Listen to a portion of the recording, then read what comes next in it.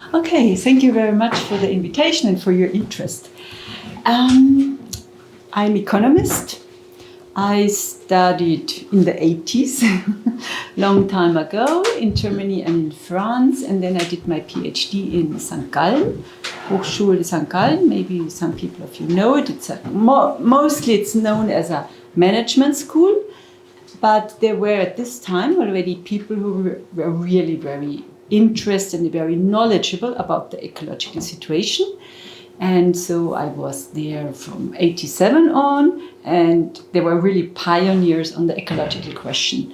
And I did my PhD there on actually on innovations of Ciba-Geigy, which is today Syngenta, which produces pesticides. And my question was, could such global enterprises produce environmentally adapted products? So I came to the conclusion more or less no, but this is another question. Afterwards, I worked with a lot of biologists doing research on biodiversity, and I did my habilitation in Zurich.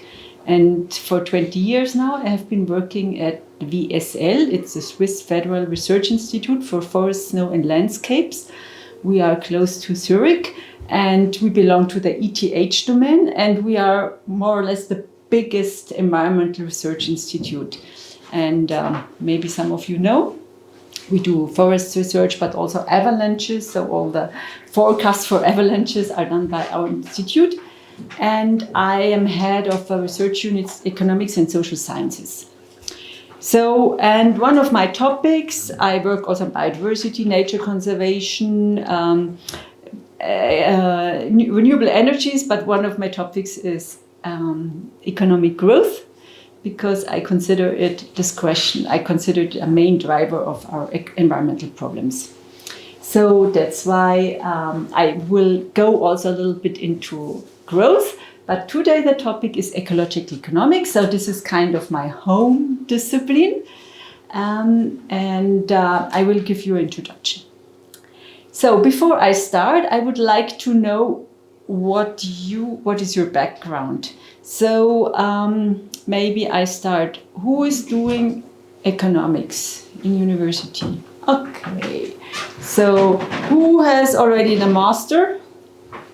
Okay. Master in economics. Master in economics? Bachelor economics? Good. And who is doing natural science? What are you doing? Civil engineering. Civil, okay. And social science? The same, humanities. Okay, good. Something I forgot? Other professional backgrounds? Culture. You are culture science, okay. And architecture. Architecture, yeah. Okay, yeah, good. And what else? Are there other things? I'm doing art. You are also doing art. Yeah. Me too, yeah. Okay. So here's the culture section. You are the culture section. Okay, good. Okay. So I see there's the basics are maybe quite different, but still, I please, if you don't understand, if things are really not understandable for you, ask me. But also the others who are more knowledgeable, please ask me for further questions. So, and I think it's the best that you disrupt me if you have questions. I will try that we don't stick to one question so that we go further, and I will maybe finish as at 3:45, so we have 1.5 hours now, and then we make a break, and if you like to go on discussing, we go on afterwards. That's great. Okay, so I will introduce ecological economics and present you the main topics, and you will see often I will show you where's the difference to mainstream economics, so that you understand why there is criticism. So have you already seen that? Okay, so all of you? No. Good. So this is a slide from, I think it's from some Plural Economics. And so you see here there are different approaches, different thoughts of economics. And what is mainly taught is neoclassical economics in university, but there are also, and not now also behavioral economics, but many other thoughts, paradigms are not taught in university and not discussed in society. And what we see here is in this graph, they identify 4 main topics with which economics deal, and this is scarcity. So this is scarcity of resources, and this is a really major topic of neoclassical. We say resources are scarce, and the aim of economics is to use it as efficiently as possible. So this is really the main objective, or one of the main objectives of neoclassicals. But it's also a topic of other disciplines. And you see also of ecological economics, we have also the scarcity topic, because we consider also resources scarce. However, you will see we have different conclusions or considerations. Then another important topic is uncertainty. So not knowing where to go, what comes. This is not a topic in neoclassical, because there the idea is that we only have risk, we can calculate what could come, but absolute uncertainty, not knowing where things go, is not considered here. But in ecological economics, we say things could happen, we cannot calculate, we cannot foresee. Then there is the topic of dominance. I mean, you imagine this is a topic, for example, of Marxist thought, but also of feminist economics. I think you have also a lecture on feminist economics. Yeah. So, of course, and then there is a topic of change. So things change. How do they change? Where? And for example, this is evolutionary economics, but also institutional economics. Where? How do institutions influence the evolution of a society or of an economy? So it's thought that ecological economics is mainly concerned with scarcity, with uncertainty, and with change. However, as you will see, many ecological economists consider also, for example, Marxian ideas as quite important and included, and then there would also be dominance a topic. But this is just to give you an overview, and also to show you and to introduce that there are really different bodies of idea how to consider the economics, and also society, of course. So what I'm going to do today is what is ecological economics, and I will start with one slide. Where does it come from? And then I will go through all these basic assumptions of ecological economics. We have this idea, often it's sort of pre-analytical vision. This is an idea and a term which Schumpeter, you may have heard of him, an economist, has coined. What is the pre-analytical vision? What are my basic assumptions? Because the basic assumptions determine what I look for, what I consider possible, and how I see the processes. So, these are all these, and I don't name it now, but I go through. So, the first thing I want to introduce is the origin and development of ecological economics. And this is a slide from Clive Spesh, you might have heard. He's an ecological economist. He's now in Vienna. And he has written quite a lot of papers. In 2017 or 19, he published a big reader on ecological economics, which is quite good, a handbook, because it shows you the different topics, how he considers. He's very critical, and he speaks rather of social ecological economics, because in his views, the social questions are very important, the societal. question and not just the ecological ones. So his explanation, how it came from, is from neoclassical economics. So this is from the second half of the 19th century. Then there was agricultural economics. So this is considering what is harvested, land is included. And then we have another one which is development resource economics. And then we have already kind of minerals or plants, other resources.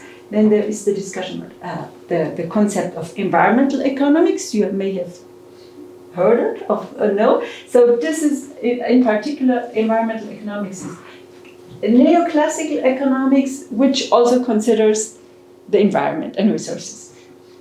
And then there was the development of environmental economics and ecology, and here you see the ecology comes in. And the ecology comes in, this means that plants, growth, ecological growth, resources come in, but also how do ecological systems work? Okay, and if you see, for example, there is ecological systems have an evolution which you cannot foresee, where there is tipping points, where there's uncertainty, where there is entropy, we see that. So completely different ideas how a system could evolve come in. So this here you see ecology comes in, and of course ecology comes, and that's one of the main foundation of ecological economics is ecology. But you will see in a wide sense, because physics and energy play also a very important role. And then in particular, people like Clive Spesh, who consider rather social ecological economics, see also that socialism, political theory, moral theory, social psychology come in. And for example, just to give you an idea, social psychology would say, okay, what is the model of human being, of man, of human person? So the model of the human actor. For example, there's a huge discussion, and that comes in, or institutional economics, which institutions, what is the role of government, comes in. So you see, it becomes very broad, and at the beginning, in the 80s and 90s, ecological economics was narrow, but now it has really broadened, and you see that also in the journals. There's a journal of ecological economics, but there are also now other journals which consider maybe put the focus here or here or here. So it has really broadened. Yeah.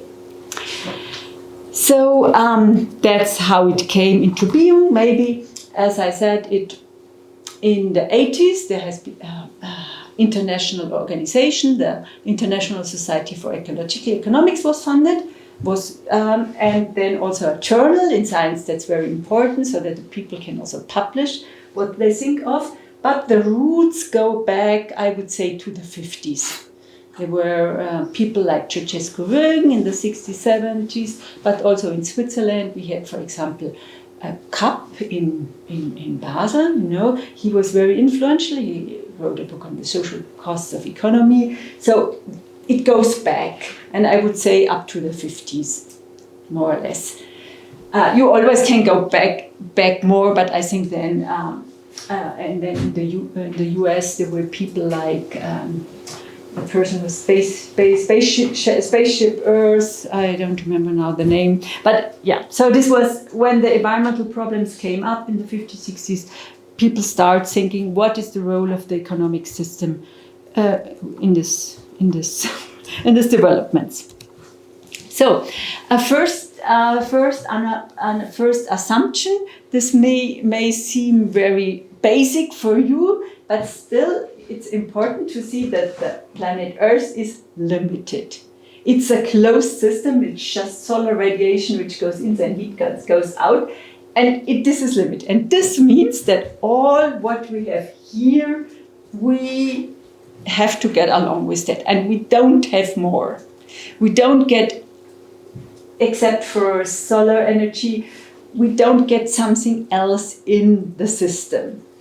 And we also have to get along with the waste. We cannot send it somewhere else. I mean, there is now this idea to send the things to other planets or to take from, but I think we're very far from that. So somebody said we have a spaceship Earth, so it's limited and we have to get along with that. And this means also, to become clear, we have limits of supply. So now I start directly with a kind of physical basis. This is this idea of entropy, which was introduced from physics into economics. And the person who really introduced that, and he was a very early thinker, is Rögen. Have you heard about this name? Who has heard about this name? Nobody? Okay, so if you want really to understand ecological criticism of economics, read Rögen. He was really a good thinker, very clear. I will show you quite some quotes, very clear on this. And I think he really understood many of the problems. And so he introduced the topic of entropy in economics. Do you know entropy? Have you heard about that?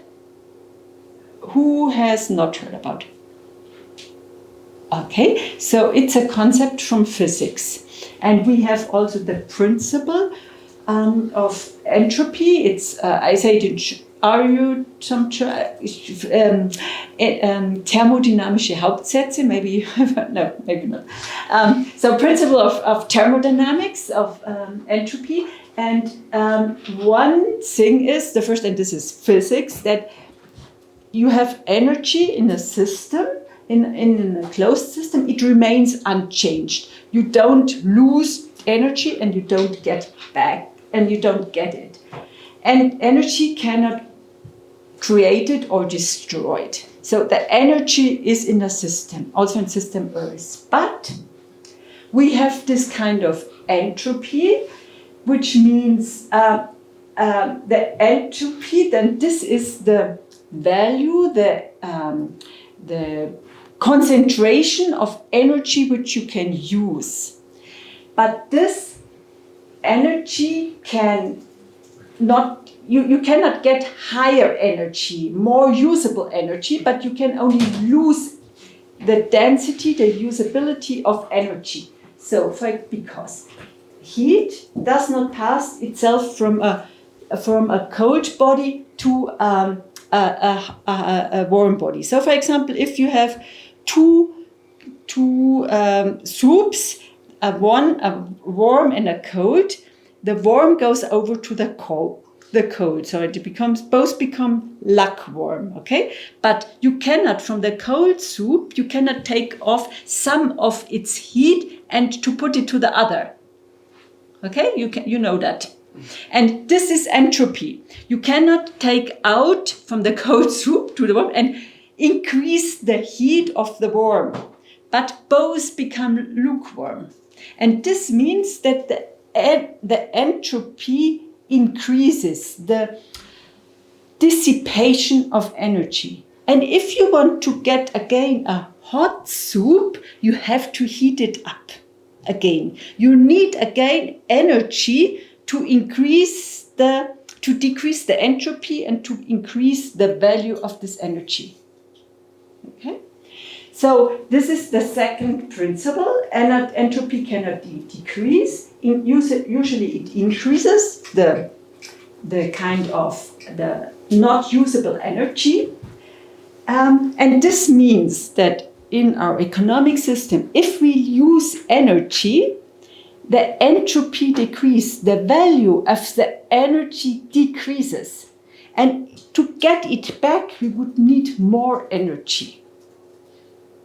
Okay, I will show you the consequences. And Rögen, he said this is true for energy, and every physicist would agree on that. And he extended this principle to matter. And he said the same is true for wood.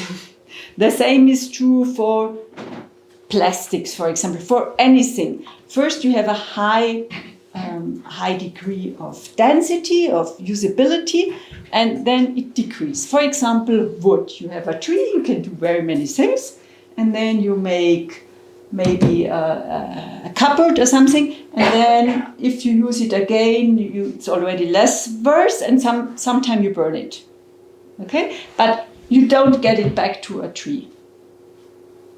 So otherwise, you need to some carbon. If you burn it, goes back to new trees. But this is something else. So what Georgescu Ring deducted of that, and this is kind of important to understand. He said there is no free recycling, just as there is no wasteless industry. This is important. Let's start with there is no wasteless industry. There is always waste because there is entropy. So any production process which we have will create waste. You can create more or less, but you create waste or entropy. I mean, it can be waste in material, or it can be energy which is lost, which has a higher entropy. And then he said there is no free recycling. There is no 100% recycling. This is really important. And we will never have a circular economy. I mean, we can have as much circular economy as possible, but not 100%. It's impossible because of the entropy law. And then he said mankind is heading for entropic death. But this is, this is foreign, but also because the sun is losing heat, someday there will be no sun anymore. So this is the far future, but also we are also losing low entropy, high value energy. And you see that everywhere. We lose that. I mean, we lose fossil fuels which are easy to exploit. We hardly have anymore. Okay? But now we have to grab deep into the ocean to get fossil fuels, for example. This means already we need more energy to produce energy. Okay, so we can already say, there is a loss of high density and valuable energy. Well, I understand the point of that there is no wasteless industry, but I mean, matter doesn't dissolve. There's still matter, right? And there is still matter. Why is a circular economy not possible? You just have to find a way to reuse atoms or matter. Yeah. For example, look at plastic. I mean, you have plastic, and you have this plastic, but you cannot use it again as that. Mm-hmm. You use it for maybe bottles, and then you use it for banks, and then you use it for flower pots and things like this. And the quality goes down and down. It's a downcycling. You always have downcycling. And never upcycling. No. I mean, you can have upcycling if you you can have, but you put more energy into it to get again something like this. Except for you personally, you can upcycle your dress by mending things like this. You can upcycle, but then you put in your personal energy. And I don't know, maybe that the balance may be positive, but maybe not. But this means with the use of material, you always lose some quality. Okay? Of course, you can do recycling, and you should do, but you lose quality. And that's why, we say first avoid, then prolong, avoid consumption, prolong consumption, repair, and only then recycling. Okay, because the material which is used is degraded. Mm-hmm. Wait just a moment, I'll show you. Maybe afterwards, if there are still questions, you come back, okay? I will start with that. Maybe it helps you to understand. this is the entropy of copper. And I think it's helpful to understand. So this shows how does the entropy change. Okay? And here you have copper pure. And you know when there is copper extracted, you have a lot of stones and they need chemicals or whatever to create the pure copper. Okay? And the pure copper is here. You have a very low entropy. It's a high value. And then copper is used for goods and production. I don't know, for rain, drops and things like that. And you consume it, and at the end, because copper is mixed with something and it's maybe used as you get again a high entropy. The value has decreased. And then it goes into disposal. And then you can extract some copper, which is really high quality. Then here is, no, sorry, I need my glasses. Sorry, yeah, waste into melting, for example, here it's melt. And you get again high quality copper. Then you put it in a separation, you can use it maybe for other things. And here you really have to burn it, and then you have to put it on the landfill. So you have different uses. And depending, and here again you need energy. And depending on how high is the entropy, you have different uses afterwards. So for example, I use this Fairphone, you all know of that, you probably also, and the product is constructed so that the copper can be identified and separated. In other hands, you cannot separate it, and you have it with sticks and with other metals. So then we are somewhere here. Okay, so you can create create your products so that the entropy is not so high. So this is a task of the whole system, to create the product so that the entropy doesn't get too bad, doesn't become too large. So, does this help you to understand? We can influence it, but not 100%. You always create entropy, but you can limit it. First, by the design of the products and the consumption and also the waste disposal and things like this. But Francesco Regan would say not consuming at all is better. It takes energy into regard all the time. And you need energy. You need for all these processes, you need energy. Okay. You can let me know if that's not the focus or if we come to it later, but is it still, striving for a circular economy can still be beneficial? Yes, of course. I think it's very important that we try to get into circular economy, of course. But we have to be aware there is no 100% circular economy. That's what I want to say. Mm-hmm. Because sometimes you see in politics or in the media, as it would be the solution, circular energy, and we will solve all problems, and we can go on with a high consumption because we get it into a circular economy, and that's just not true. Of course, circular economy here is a very important role to easily bring the materials back into the cycle, but it's never 100%. Yeah. Yeah, because I come from applied psychology and I can see that this is just an amazing way to sell products. And it's really interesting how you put it, because it's like, you just promise circular economy so people buy more, because then they can consume with a good conscience. Of course, they have a good conscience, and everything is solved.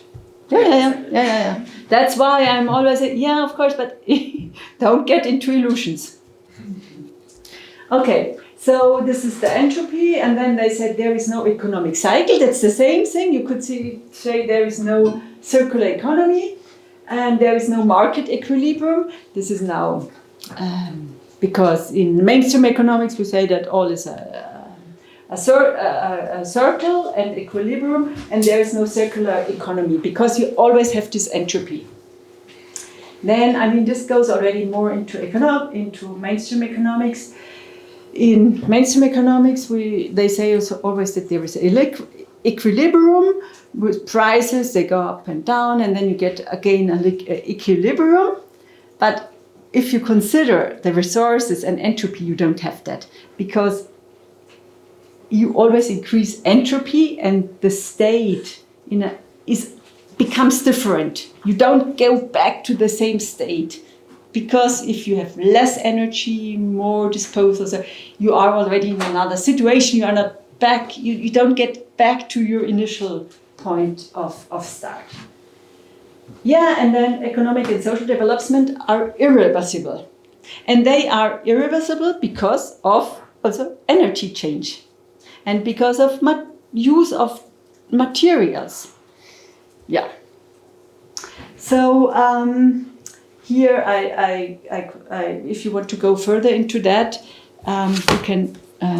There are two quotes. So this entropy law is very important for economics because it shows all the resources we use get also not partly destroyed, or the quality decreases of all. And Ceausescu said, yeah, it's always better not to use than to use. And maybe a final word. Did I put it here? Yeah. Here, Ceausescu is the main inspiration for décroissance movement. There was a translation of a book, La décroissance en 79, and it inspired a lot the décroissance in France because of these thinkings, and because he said, yeah, we have to restrain economic growth. So I put it again together. Entropy is central in the metabolic process. I will show you straight what that is. Entropy increases constantly, as I said. Economic growth accelerates this process, of course, because if you have more economic growth, energy dissipates more easily. And then the lowest possible energy material throughput is to be aimed for. So as little energy and material to be used. Yeah. Can I just ask a question? Yeah. Like, do you have, or do ecological economists have a human-centric world view of the nature, or like has the nature a value in itself? Because like, just maybe a flawed example. Yeah. Would you open the door? Thank you. Yeah. Stone just lying around doesn't really have a value to me, but brick stone does have a value to humankind. And now you can argue that, well, a stone has value in itself because it has a right to be on the wall or whatever, or say no, it doesn't. Yeah. It only has a value if it's usable to. And I'm just wondering because there is a huge debate about anthropocentric and biocentric world views. We have that. I would say here that Ceausescu would have said, yes, there are things which we cannot value in economic terms, and things which have value not for humans but for others. Mm-hmm. They would say that, but I would say it's rather an anthropocentric point of view. Definitely, but we are not ignorant of other things. And in economics, in ecological economics, we have a huge debate about economic evaluation and valuation. What has economic value? And there is a huge debate. And there are things we cannot value and which have a value in its own. And there are different methods how to evaluate. And there are also fights, kind of, or discussions how to capture things which do not have a direct value or no value for humans in the economic system. Okay, yeah. What ideology would you place then is behind this concept? What? Ideology. Ideology? You mean which worldview, kind of? For example, you're just mentioning like a very conceptual separation of matter. As the colleague mentioned, yeah. So it's anthropocentric is human-centered. Yeah. And so there is so human is dominating nature and Yeah. is objectifying as a commodity nature. That's the ideology behind it. I would say that is a starting point, and this is maybe where the people come from, but they would agree that this is kind of their paradigm and that there are also other points of views. Yeah, I would say.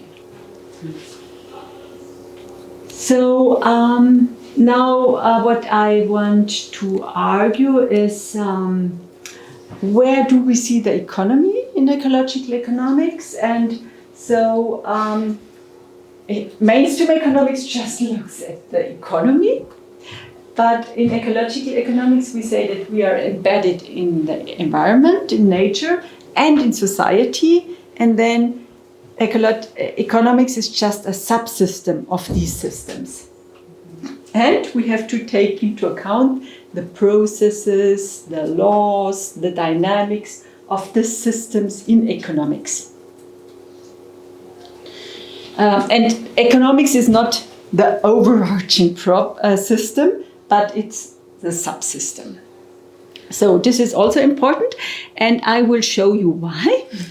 So maybe in school you have learned, you have seen that. That's a classical circle of the economy.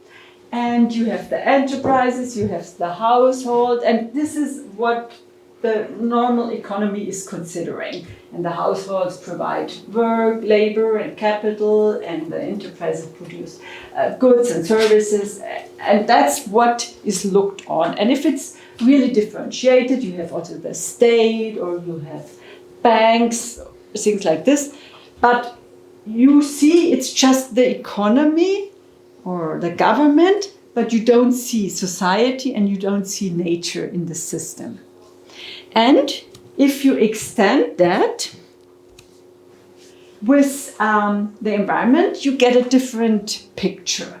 And that's from Herman Daly. And here you see the economic system with households and with enterprises, but then you see here there are resources and energy which go in, and resources and energy which goes out, and then there is some recycling here, and then there's the sun and heat which is going out, which you have seen already. But here you see the economic system is embedded, and you see there are processes, for example here is recycling, but you could also see evolution, which influence what goes into the system.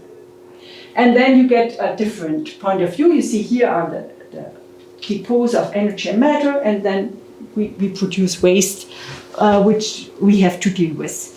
And here, this is also an important thing in economics, we have a metabolic process. And a metabolic process means that there are resources and they are transformed. These resources, they are transformed by the society, by the economic system, but also by the society.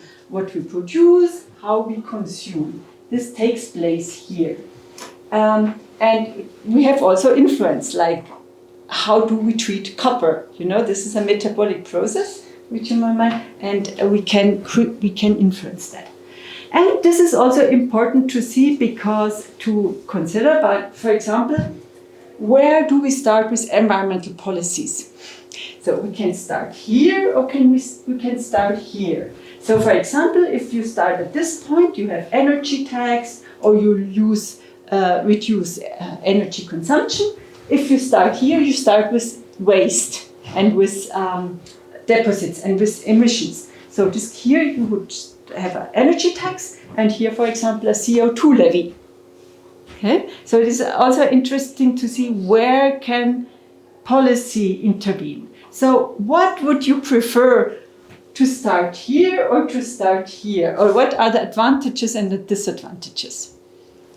According to you, it would be better to start at the resources, because if they are not used, there is no waste happen. Yeah, that's a very good reflection, yeah. This should always be preferred, but what are the advantages of here? There's an economic process that can happen before that point. Yes, Right. that's one thing, yeah. What else? I mean, if we have technology to reuse carbon dioxide, for example, in concrete or whatever, efficiently, we can reuse it. You can have a very specified tackling environmental problems. This is an advantage here with, with CO2, for example. Yeah. Or waste fees, you can reduce it, can be very efficient, but as you said, often it would be better here because you tackle more problems. For example, energy. If you have an energy tax, you reduce CO2, but you also reduce all other emissions which are linked to energy consumption, like what's Feinstaub, I don't know what the English word, things like this, which you have also linked to energy. Or all the spills, energy spills and what you have. And here you have just the CO2. Okay? So you see already it's useful to have a broader view because you get a broader ideas, what to do, where are the problems, where to study. Do you consider incentives? Because if you install a tax, CO2 tax or something, like at the end of the cycle, where if you do that right, maybe this will incentivize people to not do the harmful process. Is this a consideration? Yeah, of course. I mean, you can, but also incentives. You can start here or here. Okay. You can start, incentive can be not to consume energy at all. Not to, I mean, you can, as incentive could be subsidies to put solar energy and then you don't need fossil fuels. Can be here, but you can also create incentive to put filters, anything. So again, where you put the incentive depends on what you want to tackle. I don't know, because I think when you do it at the end, because this kind of assumes that we really know what happens in the process. And I don't think that we always have the whole complexity and the issue. And of course, it's global also, and you can only tackle things very situatedly. And when you do it afterwards, you might have harm certain things you have no control over anymore. And you don't even know of. For example, if you have a CO2 levy. I mean, there are so many other things of energy consumptions which you don't tackle. And I mean, for example, nuclear energy, you wouldn't take a fee on it. So and then you, as you said, there could be other waste dynamics which we are not aware of. And you will also have environmental problems if you only tackle wasted energy, which you could avoid. I have two questions. One is there such a ecological perspective that centralized nature? Centralized nature? Besides human? And my other is that I have assumed, and I'm sorry I had to leave, but just if you have any input about, I will appreciate it. Centralized nature? Like, as I understood, this is a perspective that centralized made like human as a dominant. Yeah. Is there any other of your knowledge, other ecological perspective that centralized economy but not centralizing it, but in towards put like the nature in the center? Economic approaches which are kind of biocentric and not anthropocentric. Not that much, because I mean, economy is about what humans produce and consume. So there is the human, they are the actors. Okay? So that's why it's easily anthropocentric.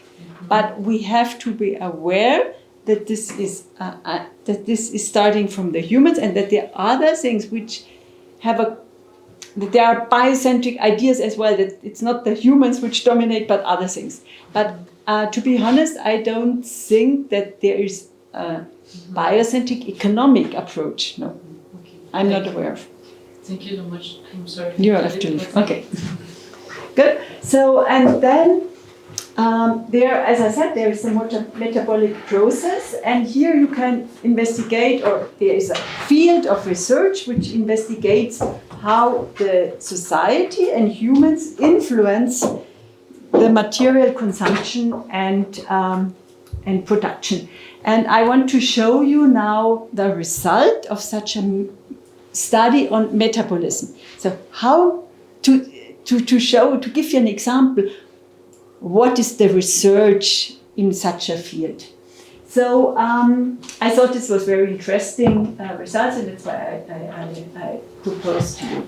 So there was a study, and it's what development has the material consumption worldwide. And this is an indicator is raw material consumption. This is all the material which we consume. For example, if you have a car which is constructed of steel, which was produced in China, with coal from Australia, then that's all in this indicator, raw material consumption. And here you see the development from 1990 to 2010. And so the starting point is 1990, and how has this resource consumption developed? And you see here there is a decrease in the consumption because of efficiency, quite strong. So you see, this is a research. How was the resources used, and what was the role of efficiency? And you see that material consumption would have decreased or has decreased because of efficiency. But it has also increased because of the final demand, because more is consumed, because some population grows, but not that much. And this paper also shows you in which countries a population growth had which influence. Then because of the import structure, which products do we import? You know that sometimes very wasteful industries are exported to other countries. So, for example, in Switzerland, in the 90s, we had Leiterplatten, what's the chips production, and all is gone because it's very environmental intense. So we import more such things. Then we have a recipe. This has changed, you see, and the final demand composition. So these were very small things, but you see, efficiency is very effective.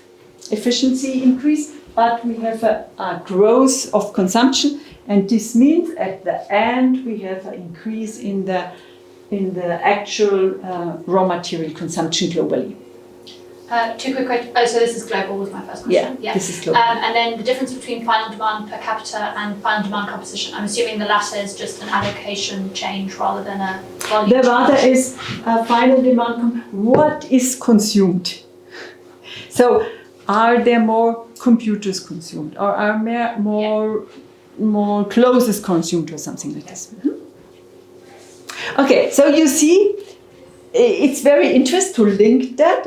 What do we produce? How do we produce? What is the role of efficiency? And all that takes place in this process. Yeah. Okay, so in ecological economics, this is important domain now, and we have got in the last, I would say, 30 years, and really an increase in knowledge. We know really much about that now. What place does development economics take in ecological economics? Because I assume what first development economics.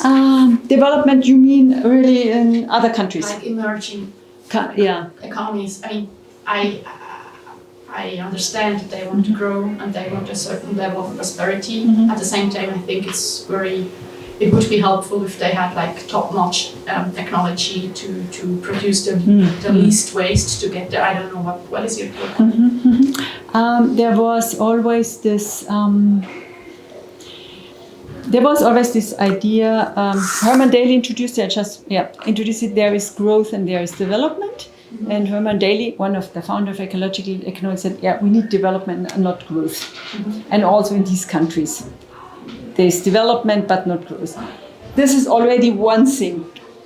Growth is not that what is really increasing the well-being, but rather how can things improve, new innovations and things like that. So this is one thing. But I have to say that there is not a really ecological economics for developing countries or from emerging countries, but they would rather consider it the same, that environmental things has to be included and things like that.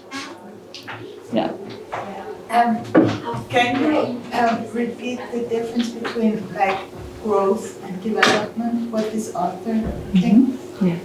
So Herman Daly introduced this idea that growth means really an increase in what we produce and consume, and development means the qualitative advancement. This could mean we use the resources in a better way or also in another way, and not the quantitative increase in goods and services. But I must admit, this is a Western concept. Growth and development, also development very much. We need development, not growth. And a couple of years ago, I had an exchange with a person from India. And then I discussed with him and said, yeah, but isn't it development which countries like yours would need? And then he said, this is a very Western concept. And finally, what we would need is good quality of life, good livelihood. And I don't know whether you know this concept of livelihood. In geography, it's very widespread. So how can people live a good life in the context where they are in? And then he said, yeah, and a good livelihood is good, where would be good for Western rich countries and for emerging countries. So I think this is very interesting, and I think we should think in livelihoods and rather than in growth or in development.